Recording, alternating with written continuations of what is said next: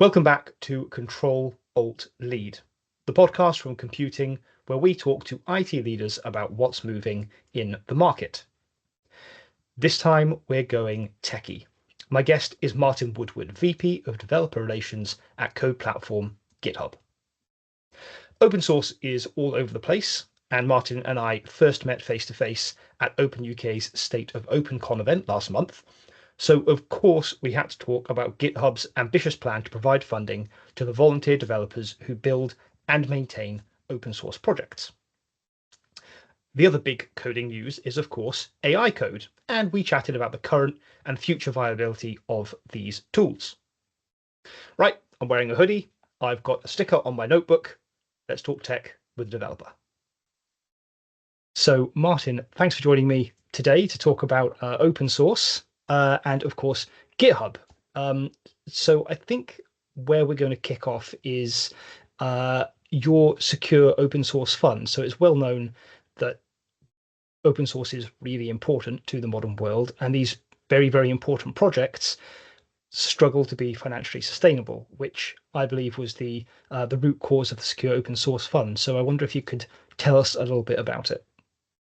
Yeah, so thanks for having me, first of all. Indeed, with open source, sustainability is something that we all worry about. GitHub is the home for open source. Is over like 150 million people on GitHub. A lot of those coming together in public, collaborating together, building kind of the future. And all of us rely on open source, like the entire industry. So it's important that it's sustainable. What a lot of people outside of the industry don't really understand is actually a lot of this open source is maintained by essentially volunteers, who come together in virtual teams, aligned around a special interest around that project and kind of, maintain that project. So for them to be sustainable, they need to be able to stick around. Um, and there's lots of ways we can help. We can help provide them, like GitHub provides them hosting, so they can store their source control files. They can do CI builds, so they can compile things and things like that. They can log issues. That's all great, but they need other things to be sustainable. And one of which is it's great to be able to put food on the table and pay for electricity and for bandwidth and all that sort of stuff. So there are lots of different ways of doing this. There's different research in terms of funding models into open source.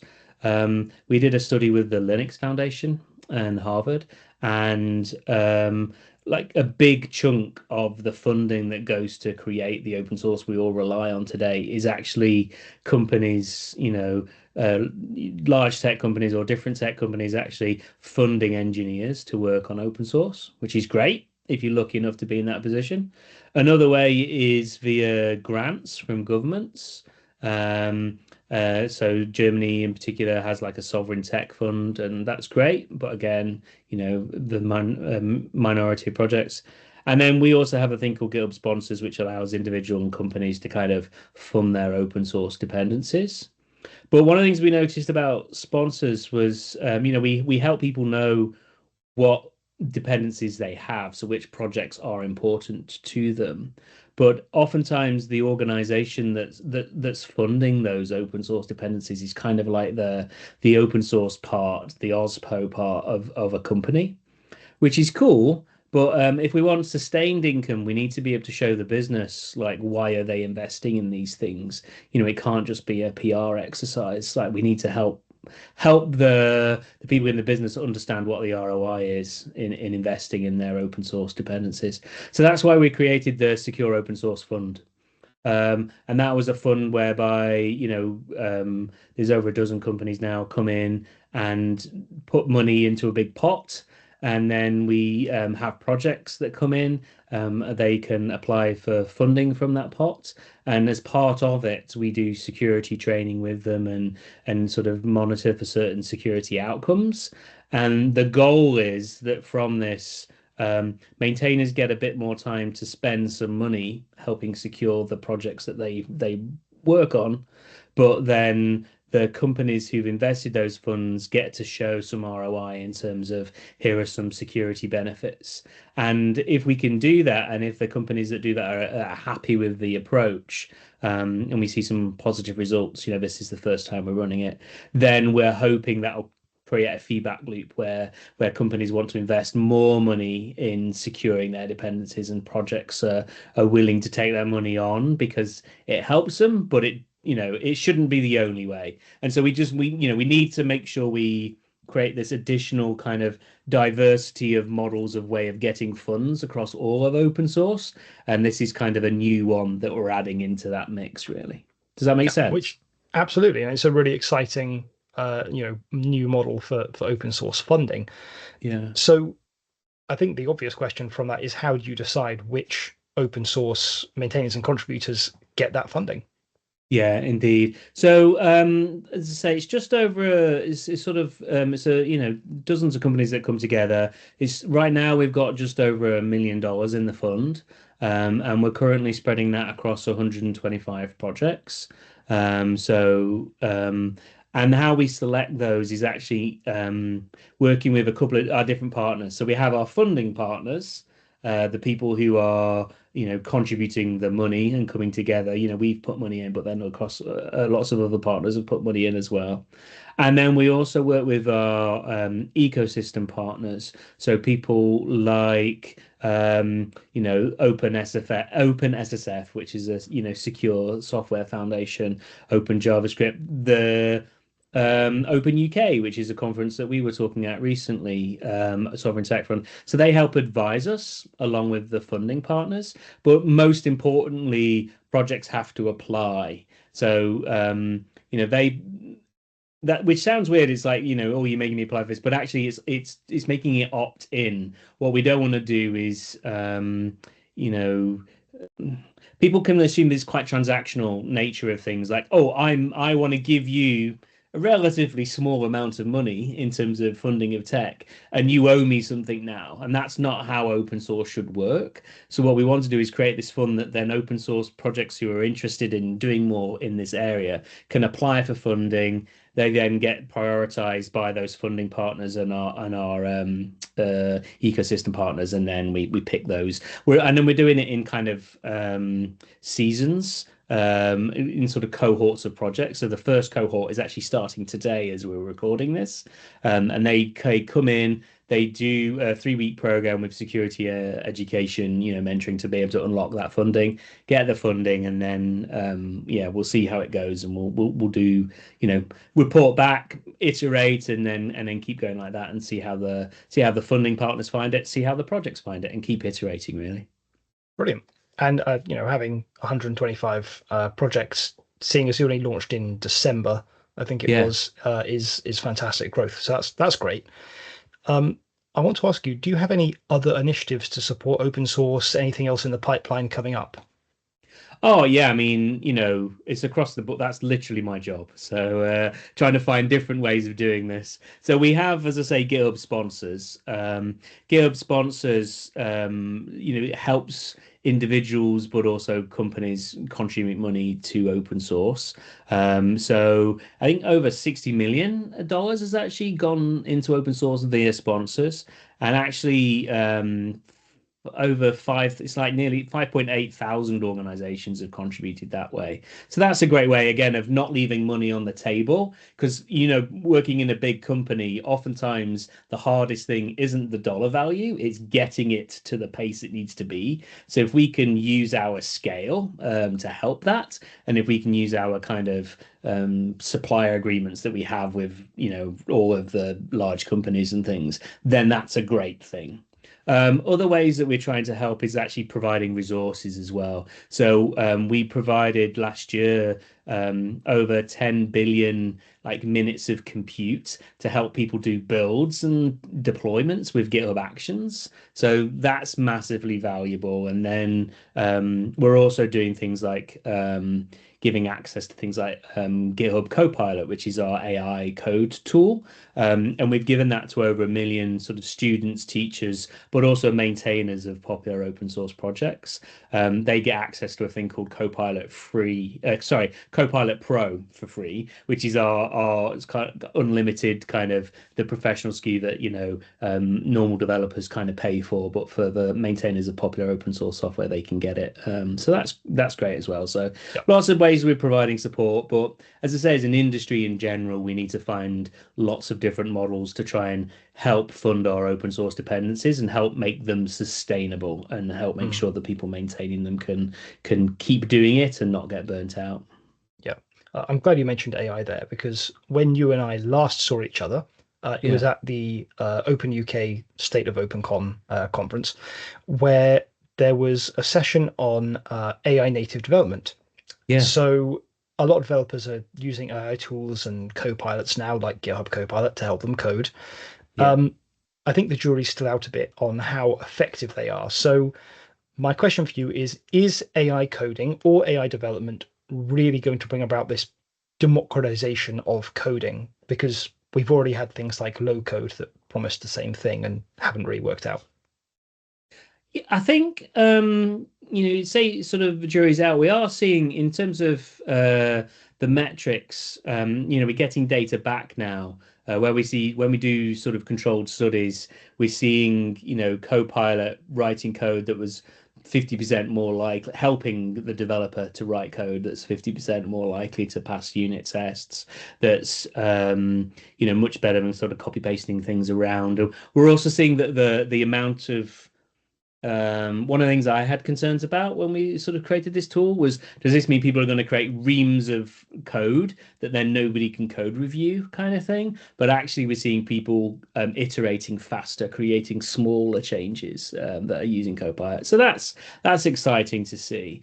In terms of democratizing, when we look at examples and we look at some of the top growing communities on GitHub, they're actually communities where English isn't always the first language or isn't the only language. So if we look at India, which is growing massively year over year, there's lots of Indic languages as well as English that's commonly spoken.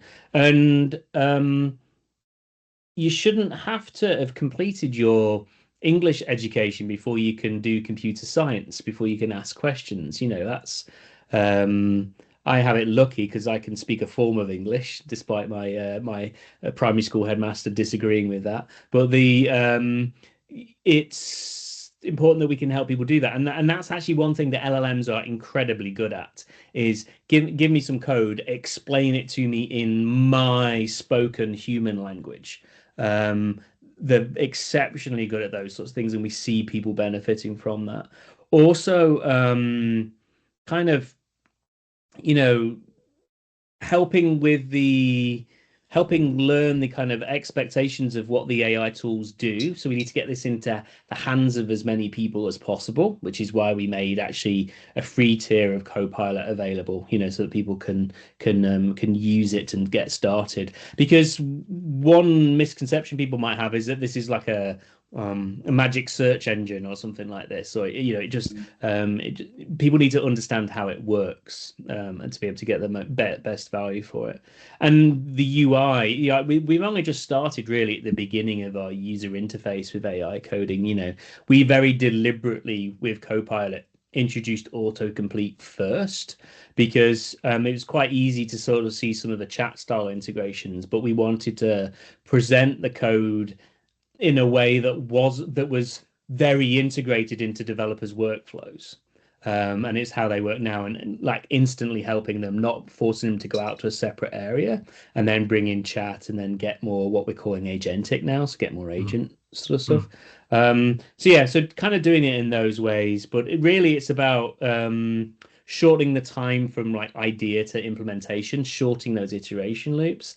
And so far, all the studies and evaluations are showing that productivity at least is increasing, I think. That's great. And I completely am on board with you on your English degree statement. That's a really good point, which I think a lot of people probably don't think about.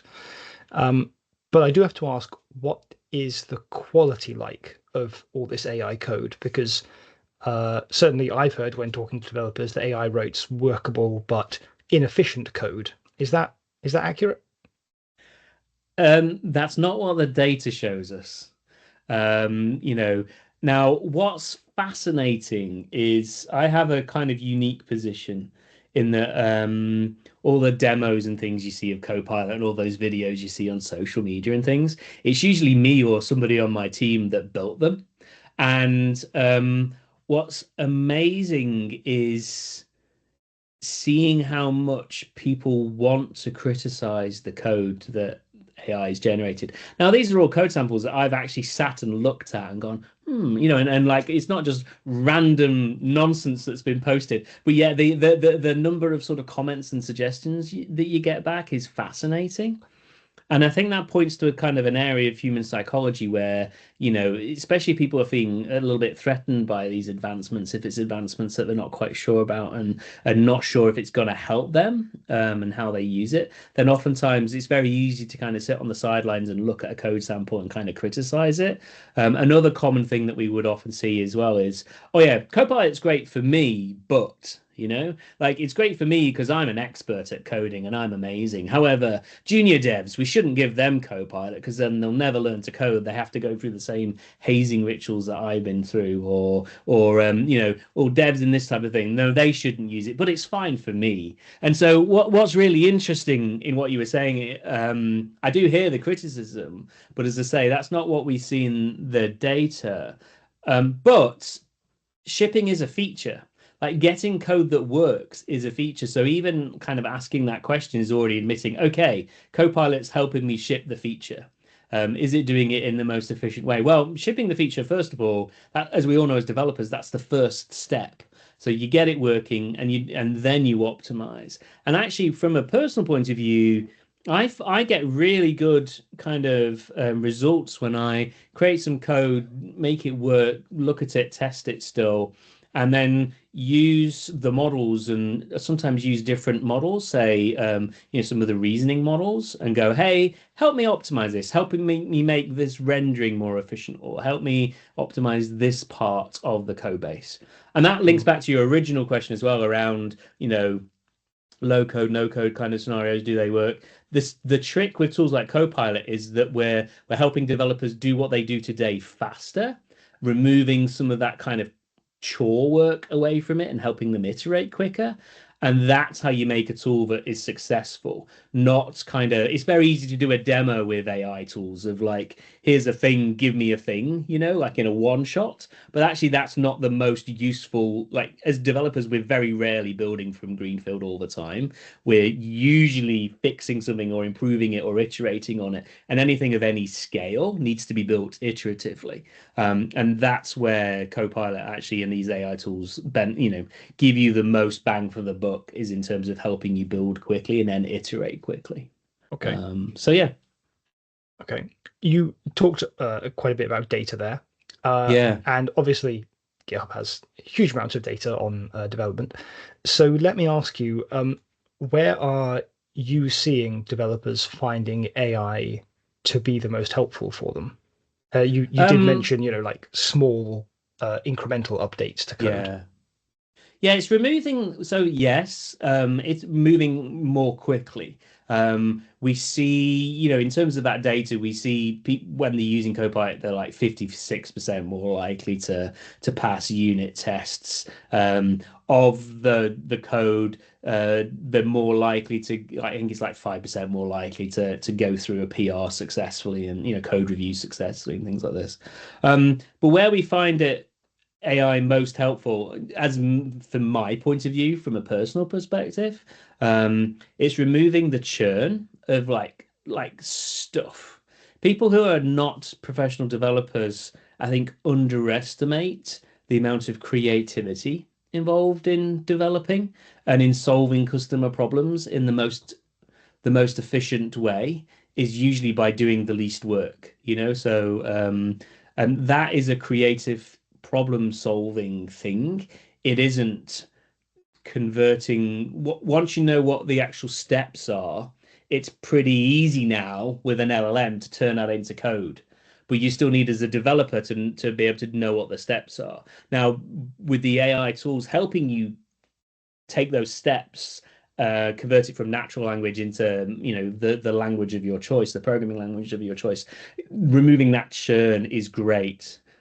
Equally, kind of, I'm sort of I was paid to be a Java developer or a .NET developer. They were the areas where I get paid a lot. But quite often I have to code in Python, or I code in, the random flavor of the month sort of JavaScript kind of tool set and things like this, which is cool. But like learning those things can be quite hard. Finding your way around in them can be quite complicated. And so actually using AI tools to help summarize how a code base works, where changes need to go. Again, they are all areas that LLMs are exceedingly good at doing. And then the last area where I personally see benefit, and I think is probably underutilized by most developers, is actually having the AI ask you questions, using it for brainstorming, giving you options of things and then iterating, using it as a true kind of pair program where you bounce ideas off and kind of assist you by asking questions in your thought processes, not necessarily just, write this write me another snake game, please. You know what I mean? That's not how we work typically, sadly. I wish I was spitting out snake games as many times as we see in demos, but there we go. Uh, that's a fantastic answer. So thanks for that, Martin. Yeah. One last question for you then, if Yeah. you don't mind. And this is asking you to sort of pick out a telescope and look into the future. But we, as I said, at the conference that we were both at, we talked about AI native development. Yeah. What is your view on AI and the future of coding? How are things going to change and develop in the future? Yeah, and as I said at the conference, we're at the beginning now. If you look at the UI that we've got kind of chat and autocomplete, and that's kind of the beginnings, really. That's the CLI of user interfaces in many ways. So it's great to know that it's going to be in the future.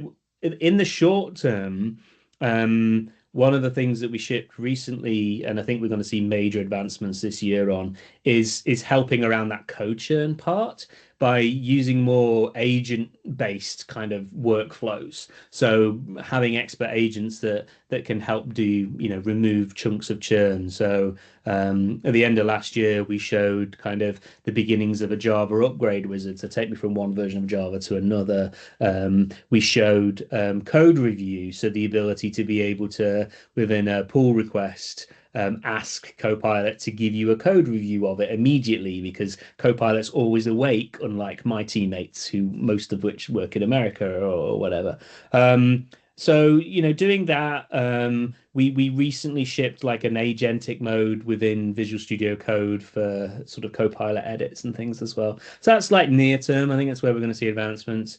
As we go further out, seeing AI across this whole DevOps stack, we spend less than half of our time actually coding as developers, sadly. And so helping you, iterate faster across that whole like development stack, ready to put and pushing into production and iterating. I think there's got to be a lot of advancements there.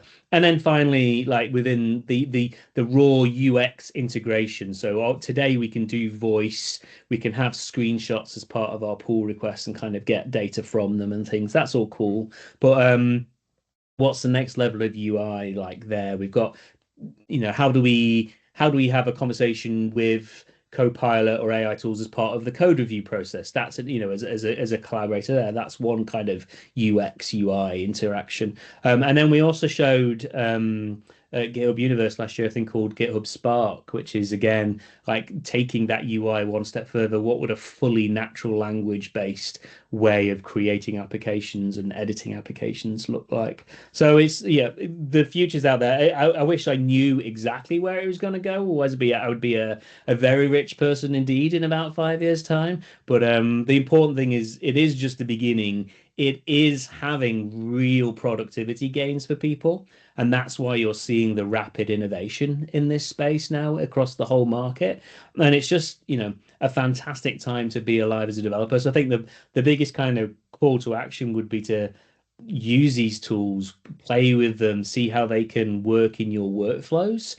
Don't wait around. It's not all kind of snake oil. There is real productivity gains there. So use them, see how they help you, and then that will help you stay on top as advancements come along. You only have a small incremental bit to learn rather than trying to come at it from scratch later on. All right, brilliant. That's great advice. And Martin, thanks so much for joining me on this episode of Control Alt Lead. Thanks for listening. In the next episode, I'll be talking to Oracle's UK country leader, Siobhan Wilson, at the company's Cloud World event in London. We'll talk about how the company's plans have changed or developed in the new political climate. And of course, we're going to be talking all about the plans for AI agents. As always, head over to computing.co.uk for more IT leader interviews, research, and analysis. Until next time.